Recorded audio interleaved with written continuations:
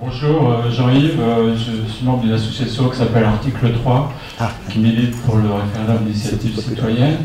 Et est-ce que vous ne pensez pas que ce serait une façon de redonner directement le pouvoir au peuple, et comme dans une douzaine de pays en Europe, où il y a des procédures partielles de démocratie directe, est-ce que qu'est-ce que vous en pensez à ce niveau-là? Est-ce que ça peut être un outil, justement, qui permet de contrôler les élus? Bien sûr. Alors Jean-Yves, article 3, évidemment. Formidable association. Yvan Bachot, formidable. Yvan me tanne pour que je reconcentre ce que je propose, pour faire comme lui, que je devienne un article 3 et que je prône le référendum d'initiative populaire. Mais je ne me laisse pas faire. J'aime beaucoup Yvan, il est remarquable, son travail est remarquable. Je vous recommande cette association, c'est un travail très important. Les ateliers constituants qu'on va faire demain sont reconsacrés exclusivement au référendum d'initiative populaire. On peut choisir les ateliers quand on regroupe, on peut faire chaque groupe prend son sujet, ou toute l'Assemblée prend le même sujet, c'est ce qu'on fait demain, et on va parler du référendum d'initiative populaire. Ma controverse avec, mais c'est tout à fait, c'est plus qu'amical, c'est presque fraternel, mais enfin mon désaccord avec Yvan, c'est que Yvan dit si on est très nombreux, ils ne pourront pas faire autrement que nous le donner.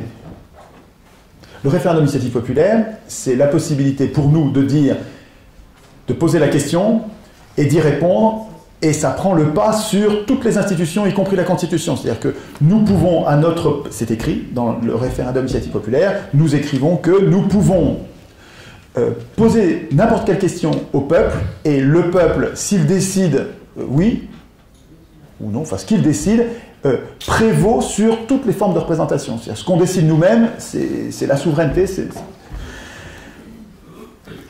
Et Yvan me dit, si on est nombreux à le réclamer, ils ne pourront pas faire autrement que nous le donner.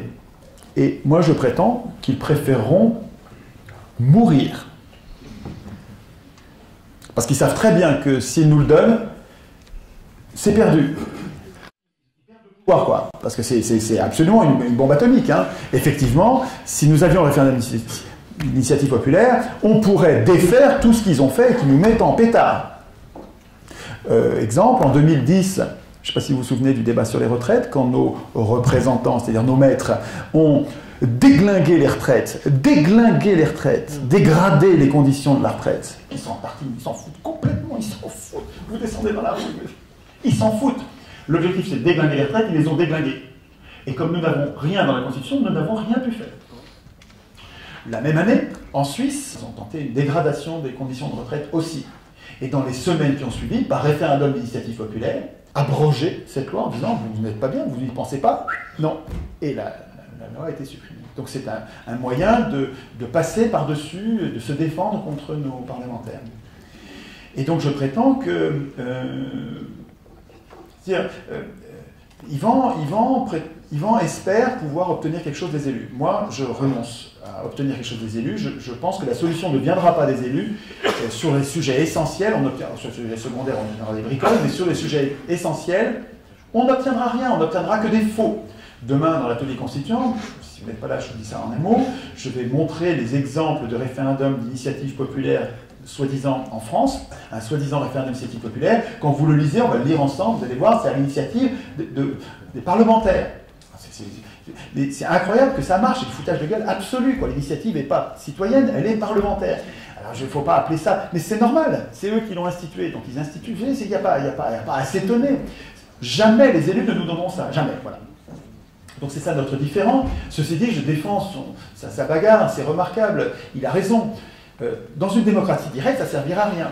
Si, quand vous allez faire des ateliers constituants, et si quand on est des milliards, ou des millions, chacun dans chaque pays, nous décidons d'écrire une démocratie, d'instituer une démocratie directe. On n'a pas besoin de référendum d'initiative populaire, puisque nous voterons, le référendum il sera permanent, nous voterons nos lois.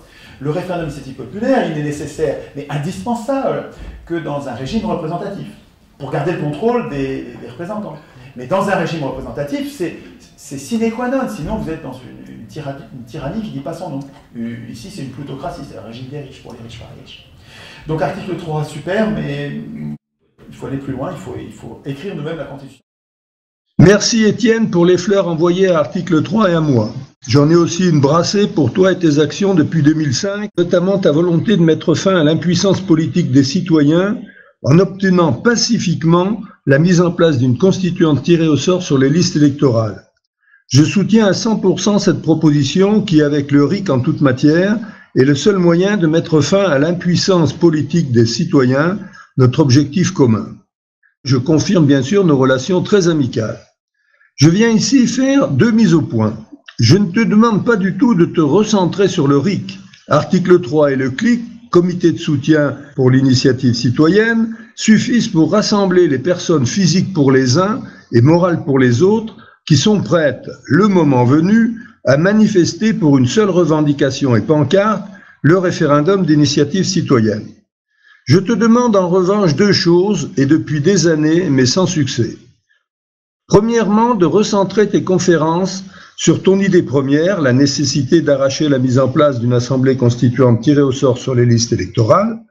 D'abord parce que c'est une proposition simple, claire, sérieusement inattaquable, sur laquelle on peut être des millions dans les rues et donc l'arracher pacifiquement, comme tu l'annonces comme une évidence dans une de tes vidéos qui va suivre. Ensuite et surtout, parce que ta promotion du tirage au sort généralisé, notamment de députés ou de députés bis ou de chambres, je ne sais trop quoi, est très critiquable, irréaliste et déconsidère gravement le tirage au sort de la constituante, pourtant lui, sérieusement inattaquable. Deuxièmement, je te demande de proposer des modalités complètes de tirage au sort de la constituante et de son mode de fonctionnement, puis de tester le soutien populaire dont elle bénéficie à l'occasion d'un sondage citoyen, qui est une procédure assez légère et très probante, décrite en détail sur le site d'Article 3. D'autre part, sur les effets décisifs des manifestations de masse, je te renvoie aux dernières minutes d'une de tes vidéos, Best of Reprenons le pouvoir, que l'on trouve par exemple sur la page d'accueil du site www.ric-france.fr. À la 17e minute et jusqu'à la fin, c'est toi, Étienne, qui explique à Yvan Blot que par la mobilisation de masse, on obtiendra pacifiquement la démocratie directe, la démocratie semi-directe ou un gouvernement représentatif amendé, mais nous serons capables d'imposer le contrôle de nos représentants qui nous manquent tant. Et tu le confirmes juste après, dans une nouvelle intervention qui termine cette vidéo.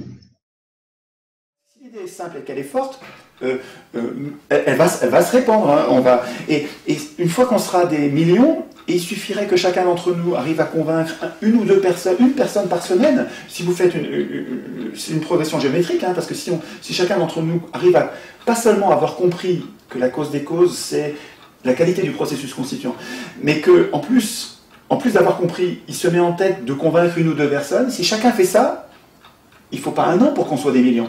Et je pense que si on est des millions, ça adviendra pacifiquement. C'est-à-dire que nous serons capables d'imposer démocratie semi-directe ou démocratie directe ou gouvernement représentatif amendé, mais nous serons capables d'imposer le contrôle de nos représentants qui nous manquent tant. Si on est des millions à vouloir une chose simple, sans nous diviser, sans nous traiter mutuellement les uns les autres de fascistes, quoi, hein, en nous concentrant sur l'essentiel, en oubliant les querelles sur les détails. On verra après, quand on aura mis en place une vraie démocratie, on verra les détails, qu'est-ce qu'on fait sur l'avortement, qu'est-ce qu'on fait sur le nucléaire, qu'est-ce qu'on fait sur les OGM, qu'est-ce qu'on fait... On verra point par point dans nos assemblées populaires, avec un vrai suffrage universel, avec des référendums si on veut. Mais le temps de rétablir la démocratie, il faut qu'on se concentre sur l'essentiel. Processus constituant, honnête, désintéressé. Si on arrive à faire ça, si on est des millions à le vouloir, ça arrivera. Il suffira qu'on sorte dans la rue, des millions, ça arrivera. Pourquoi, Étienne, un tel changement d'analyse et de stratégie? Comment les élus pourraient-ils refuser longtemps le RIC, qu'ils ont tous promis au moins en 1993 et qui est souhaité par plus de 82% des Français? Avec le RIC, les élus ne perdent pas tout, comme tu l'affirmes. En Suisse, en Italie, il y a le RIC avec un seuil bas à 1% et il y a toujours des élus et qui votent la quasi-totalité des lois et très peu sont soumis à référendum. Ils sont simplement sous contrôle citoyen continu avec le risque de subir un RIC abrogatif dont l'effet dissuasif les oblige seulement à une véritable concertation. Ils accepteront facilement cette contrainte sous la pression populaire massive, répétée chaque semaine, jusqu'à avoir obtenu satisfaction d'une revendication on ne peut plus simple et qui ne coûte rien. Et toi, Étienne, au fait, la Constitution qui sortira des ateliers constituants, comment penses-tu en faire celle de la France? Et avec quelle légitimité? Le CLIC appelle les démocrates à faire des promesses de manifestation de 18 à 19 heures dans la ville de leur choix, les mercredis, avec pour seule revendication le RIC.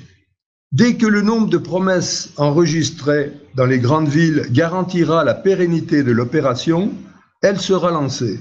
Au plaisir, Étienne, de t'entendre très cordialement.